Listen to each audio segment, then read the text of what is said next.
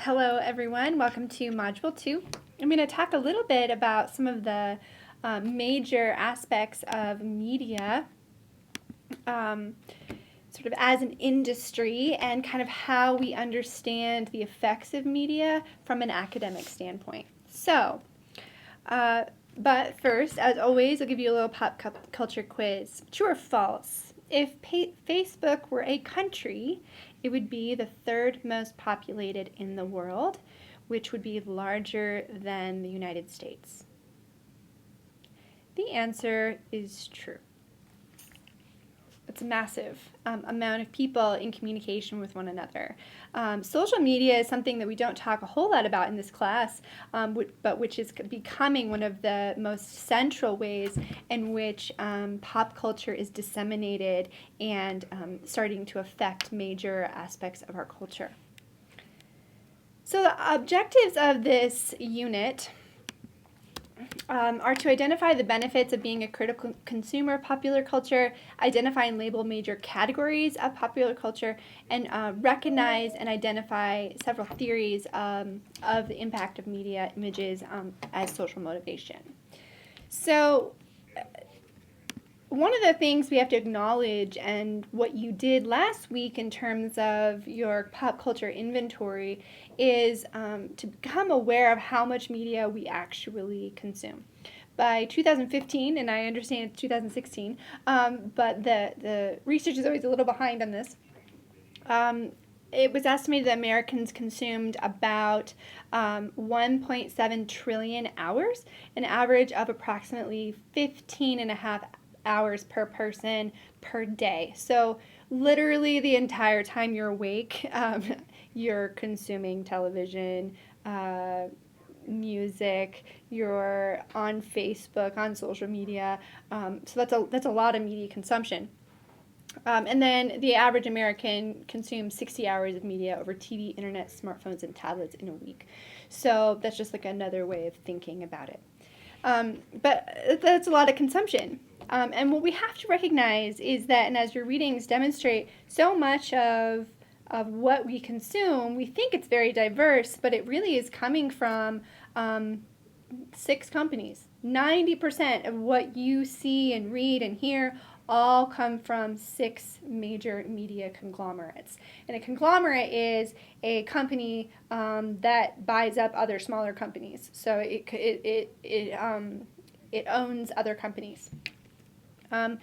And this is unique to the contemporary moment. So in 2011, there were 6, and there's still 6 companies. In 1983, there were 50 companies. So, and that was still 90%. So there's still always that 10% you can get that are owned by other companies. But for the most part, it really is owned by a small majority of companies. So you can see how it's becoming more and more limited. There was actually a deal that was trying to go through where 2 of the 6 companies were trying to merge, so it would have become 5. That deal didn't actually go through, and so we still have 6. But the 6 companies are GE, News Corp, Disney, Viacom, Time Warner, and CBS. And so you can look through in the lecture notes and your reading, you can see sort of what different companies are owned by those larger companies, and you can kind of see like, wow, all of the information that I'm getting are coming from 2 companies for the most part. So we like to think we experience sort of diverse messages, but really they're all coming from one central sort of ideological place. And they really do, there's a variety of ways in which they can control that information that you're getting. The Silverblatt essay is going to talk a lot about the impacts of this. So there's a lot of homogeny of content. So news, radio, TV shows all share similar messages. They tend to support the status quo. So you tend to see, and what that means is that all of these messages that you're receiving tend to reiterate dominant ideas about the world rather than kind of push against them or say sort of controversial things.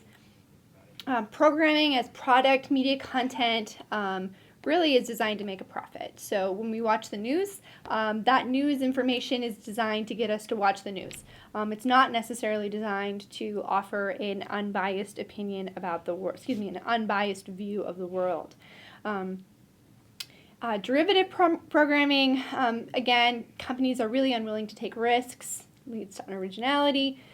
Cross promotion, right? You're promoting all these different shows that you own, and so it's really just all about making. It really is a business model, and it's all about making money.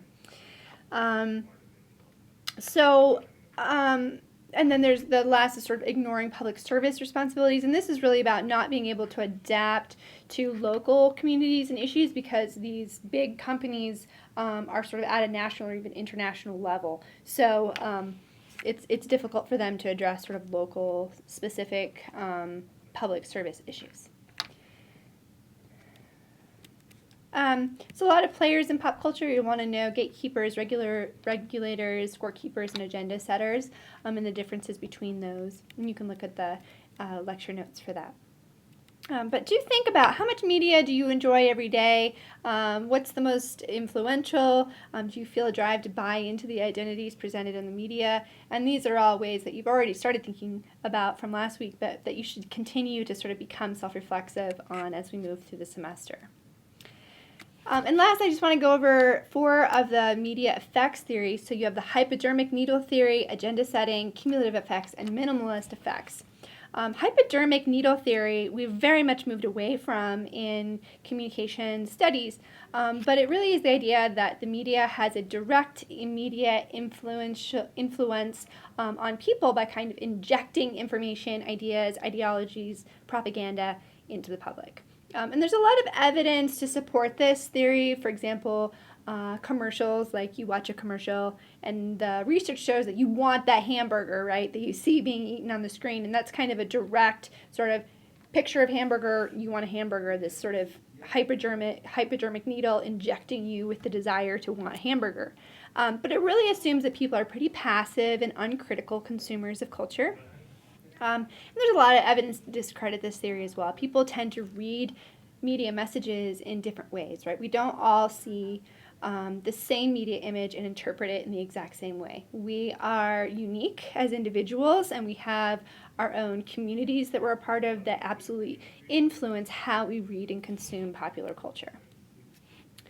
Agenda setting theory is one that's much more widely accepted now in communication studies. And this theory states that the media doesn't inject us for information, but it kind of sets the agenda.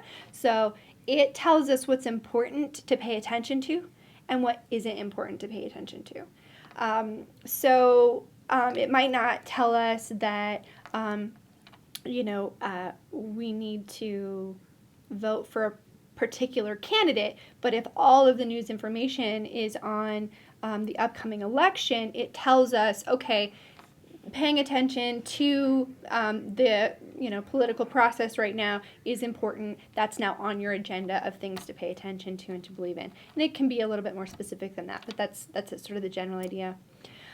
This theory articulates that our realities are very much in line with what we see in a mediated experience. That media is not just a reflection of our reality, but it is our reality in a lot of ways. It provides the foundations for which we live our lives.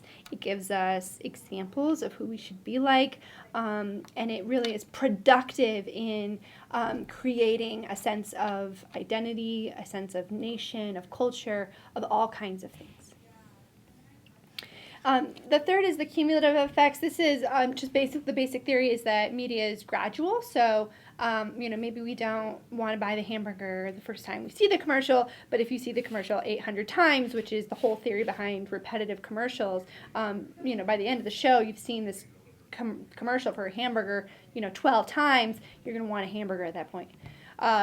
And media messages are everywhere and inescapable, and the messages you're seeing are very redundant. So you might see a typical representation of gender, for example, of masculinity. This is what it means to be a man in this particular movie, and maybe that in itself isn't necessarily all that influential, but when you see that same iteration or that same way of viewing masculinity in every other episode and every other novel and every other show that you see, that reiteration of that message then becomes a value. Oh, men do this and they don't do this. Minimalist effects is just that media isn't really all that influential. you can look at different campaigns. The Rock the Vote campaign was trying to get people to vote, and not very many young people voted. And so there's some evidence to suggest that media isn't always as influential as we think it is. So I want you all to think about censorship. When we think about the reiterative messages we see sex, we see violence, we see racism, sexism. We see these messages over and over and over again. At what point do you think we need to regulate these images? And what is the balance between our right to free speech and free expression and our right to create a better world in which those things maybe aren't reiterated and aren't as prominent? All right, I'll see you next week.